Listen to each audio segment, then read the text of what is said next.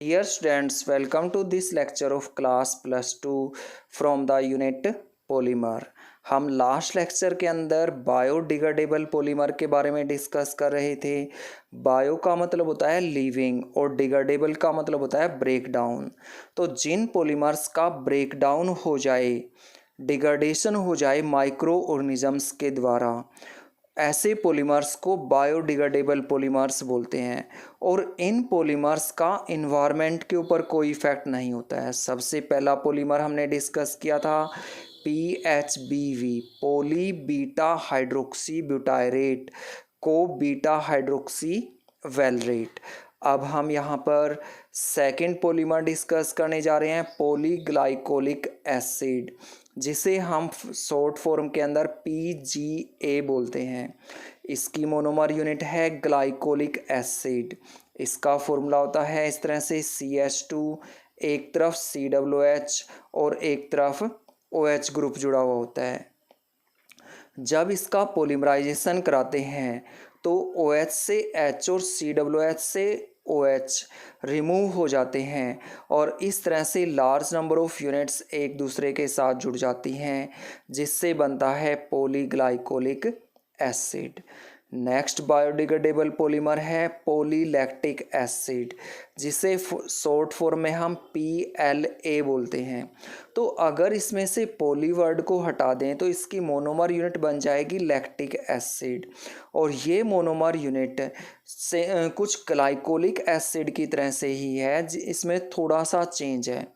हमने क्या किया, CH2 की जगह CH लिख दिया और इसके साथ जोड़ दिया CH3। एक तरफ COOH मतलब कार्बोक्सिलिक ग्रुप जोड़ दिया, एक तरफ OH ग्रुप जोड़ दिया और इसका पॉलीमराइजेशन कराया। OH से H और COOH से OH यहाँ पर रिमूव हो जाते हैं और जिससे बन जाता है पॉलीलैक्टिक एसिड।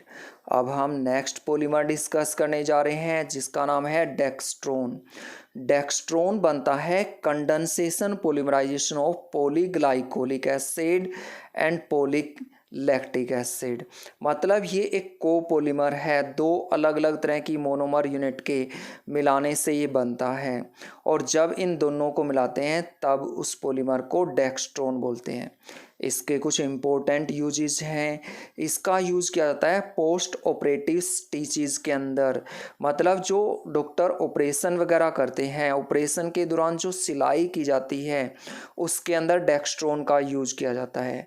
और इसके जो थ्रेड होते हैं वो बायोडिग्रेडेबल होते हैं, इसलिए उनको रिमूव करने की ज़रूरत नहीं होती है, वो बॉडी के अंदर ही डिग्रेडेड हो जाते हैं। नेक्स्ट पॉलीमर है नाइलॉन 2 नाइलॉन 6। नाइलॉन 6 के बारे में हम पहले पढ़ चुके हैं, जिसकी मोनोमर यूनिट है अमीनो कैप्रोइक एसिड और इसका फॉर्मूला होता है इस तरह से CH2 और इसके अंदर 5 कार्बन है, एक तरफ कार्बोक्सिलिक ग्रुप जुड़ा हुआ है, एक तरफ अमीनो ग्रुप जुड़ा हुआ है। और दूसरी मोनोमर यूनिट है ग्लाइसिन। ग्लाइसिन का फॉर्मूला होता है इस तरह से CH2 है, इसके एक तरफ COOH और एक तरफ NH2 ग्रुप जुड़ा हुआ है, मतलब एक तरफ कार्बोक्सिलिक और एक तरफ अमीनो ग्रुप जुड़ा हुआ है। जब इनका पॉलीमराइजेशन होता है तो अमीनो ग्रुप से H और कार्बोक्सिलिक ग्रुप से OH का रिमूवल होता है और ये यूनिट इस तरह से जुड़ जाती हैं। NH2 से NH बन गया, CH2 COOH से CO बन गया, फिर NH CH2 5CO और इस तरह से लार्ज नंबर ऑफ यूनिट्स जुड़ गई और यहाँ पर वाटर का रिमूवल 2N-1 H2O मॉलिक्यूल। अब इसके कुछ यूजेस देख लेते हैं। इसका यूज़ किया जाता है सर्जिकल स्ट्रेचर्स के अंदर, मतलब जो सर्जरी की जाती है उसके दौरान सिलाई के अंदर इसका यूज़ किया जाता है। इसके जो थ्रेड होते हैं वो भी बायोडिग्रेडेबल होते हैं, इसलिए ईजिली से ब्रेक डाउन हो जाता है माइक्रो ऑर्गेनिजम्स के द्वारा। दूसरा यूज है कंट्रोल ड्रग रिलीज डिवाइसेस के अंदर इसका यूज किया जाता है। अब हम इस यूनिट के कुछ इम्पोर्टेंट एडिशन पॉलीमर्स के बारे में डिस्कस करेंगे। एडिशन पॉलीमर्स ऐसे पॉलीमर होते हैं जिनकी फॉर्मेशन एडिशन रिएक्शंस के द्वारा होती है, उन्हें हम एडिशन पॉलीमर्स बोलते हैं।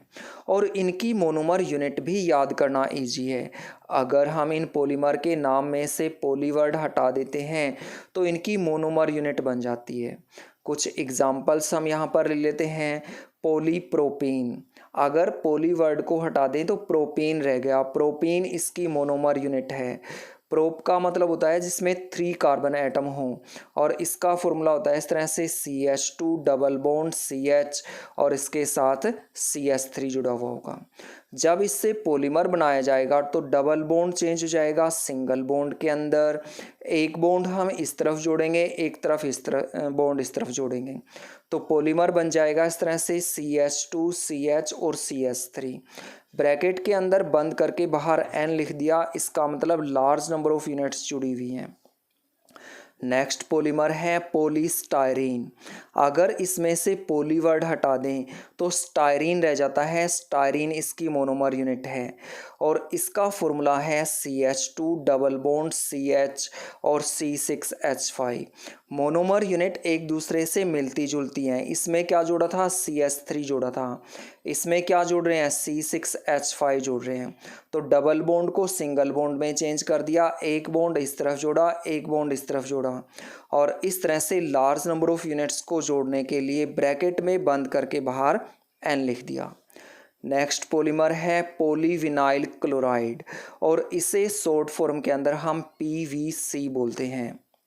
तुमने इलेक्ट्रिकल केबल्स वगैरह देखी होंगी, उनके ऊपर PVC लिखा हुआ होता है, मतलब वो जो केबल्स होती हैं वो पॉलीविनाइल क्लोराइड की बनी हुई होती हैं। इसमें से पॉली वर्ड को हटा देंगे तो क्या रह गया, विनाइल क्लोराइड रह गया। विनाइल क्लोराइड इसकी मोनोमर यूनिट है, इसका फॉर्मूला होता है CH2 डबल बॉन्ड CH और Cl।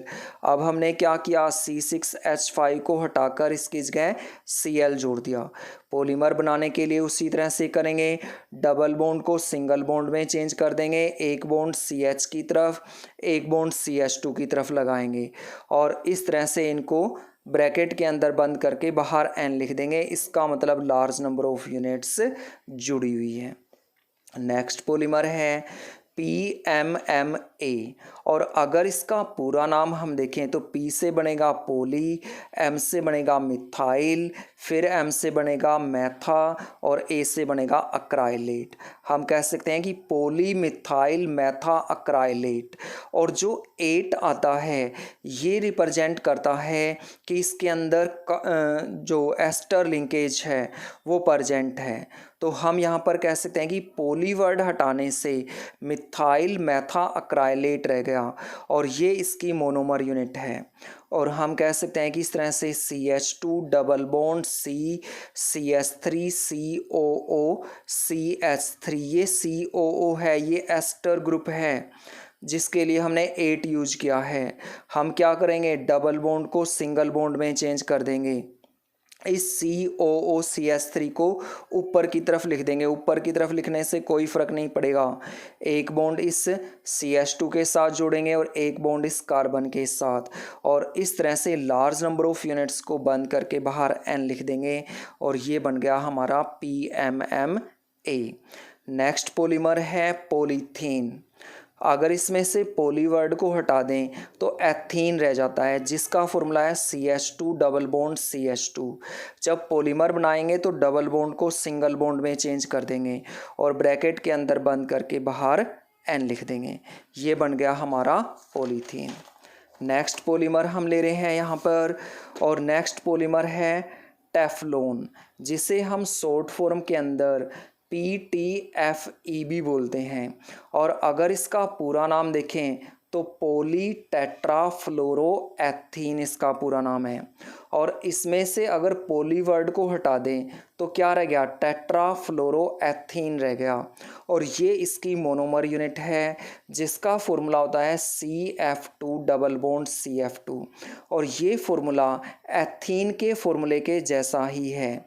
हमने यहाँ पर क्या किया है, जो हाइड्रोजन है उसको फ्लोरीन के द्वारा रिप्लेस कर दिया इसके अंदर।